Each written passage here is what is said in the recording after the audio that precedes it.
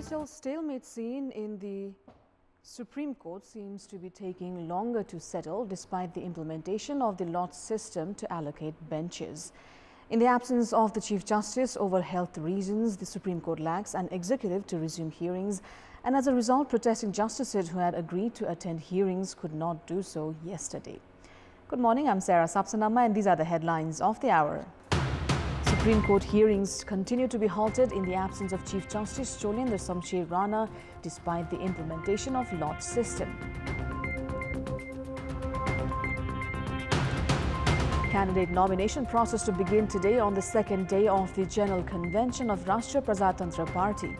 Thapa and Lingden contesting for the top post.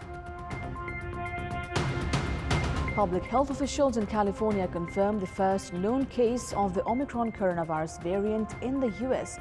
Washington plans to impose fresh travel restrictions. And league leaders Chelsea defeat Watford 2-1 in the English Premier League. Manchester City register an identical win over Aston Villa. Liverpool thump Everton 4-1. Cases at the Supreme Court have been allotted on drawing lots from yesterday. However, benches were affected after law practitioners raised concerns over the acting Chief Justice in the absence of Chief Justice Cholendra Samsher Rana, who has been admitted at the hospital.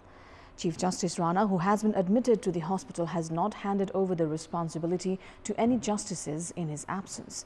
Justices held discussions over the issue after law practitioners raised the question in this regard.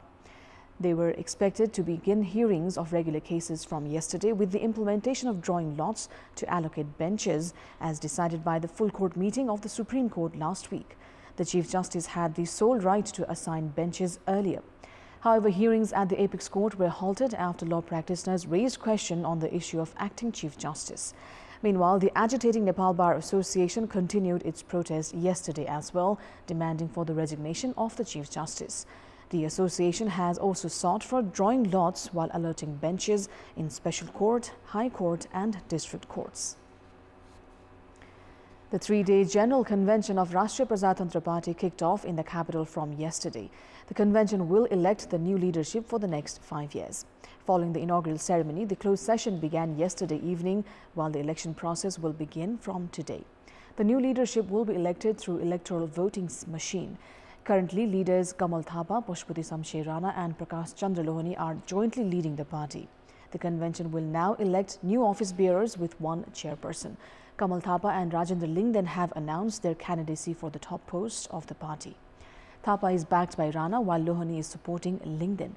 149 out of 199 Central Committee members will be elected through the voting process, while rest of the 50 members will be appointed by the chairperson. The convention will amend the party statute to choose one chairperson, 3 vice chairpersons including a female member and 3 general secretaries including a female member. The amendment proposal also includes electing 149 Central Committee members. Meanwhile, on the second day of the convention today, the process to select a new leadership of the party will begin. The closed session, which resumed just a while ago, will discuss on the working papers presented yesterday. All the 3 chairpersons of the party had presented their political, social and financial working papers. The statute of the party was amended yesterday for the election of office bearers. Discussions on the working papers will conclude today, and the registration process for candidate nomination will then begin. The Nepal Electricity Authority received permit to sell energy to India last month, 7 years after India and Nepal signed an energy trade agreement. However, the export has been limited to electricity produced by hydropower projects that have Indian investments. This means the surplus energy from other hydropower projects need to be consumed domestically. The authority has hence begun providing permits to supply electricity to industries. The authority had applied for a permit to sell 621 megawatts of electricity produced from Upper Tamakoshi, Marsyangdi, Upper Bhotekoshi, Trishuli and Devighat hydropowers. However, India provided permit for just 39 megawatts of electricity produced by Trishuli and Devighat hydropowers, both of which have its own investment. Despite energy crisis, India has been hesitant in purchasing electricity from Nepal. Meanwhile, in the past 3 months, the authority has provided permit for a total of 271 megawatts of electricity for 14 industries. The Hongxi Cement of Chinese investment received electricity permit 3 years after it filed the application. Likewise, Huajin Cement of Chinese investment as well received its permit recently. Time now for our segment Public Pulse, where you text us with your opinion.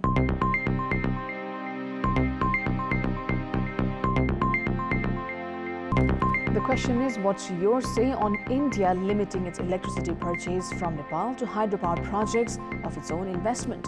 Your options are A, selfish motive, B, controlling intention, and C, an opportunity to raise domestic consumption.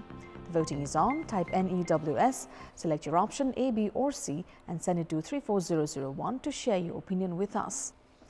In our Public Voice segment, we've asked locals in several provinces what's their take on the practice of political leaders appointing close aides to universities. Let's take a look at what they had to say.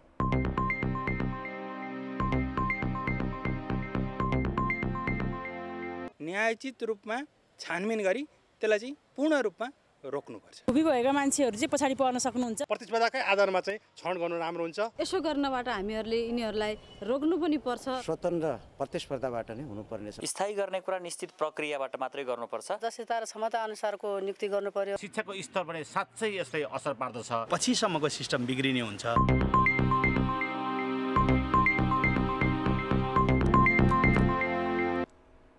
Time now for the sports update.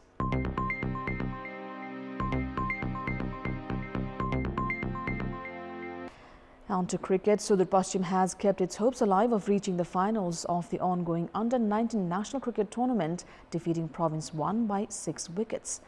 In the match held in Mulpani Cricket Ground yesterday, Province 1, that was put to bat first, were bowled out for a paltry score of 90 runs in 24 overs. Province 1 had a poor batting display, losing its first wicket without opening its account. Skipper Ankit Trivedi was the top scorer with 61 runs. However, none of the other batsmen scored in double digits. Sher Malla claimed 4 wickets for Sudur Paschim, while Naren Saud took 3 and Kailas Ayuri claimed 2.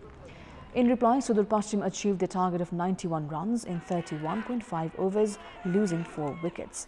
Basant Karki and Arjun Saud scored 71 runs for the 5th wicket partnership to give Sudur Paschim the victory. Avinay Rajbangsi claimed 2 wickets. Sudur Paschim now has 6 points from 5 matches and are in the 2nd position of the points table. Province 1 is in the 3rd position with equal points based on net run rate. Meanwhile, Lumbini Province has booked its place in the finals of the Under-19 National Cricket Tournament by defeating Province 2 by 9 wickets. That's all for the moment. Thank you for watching. Bye for now.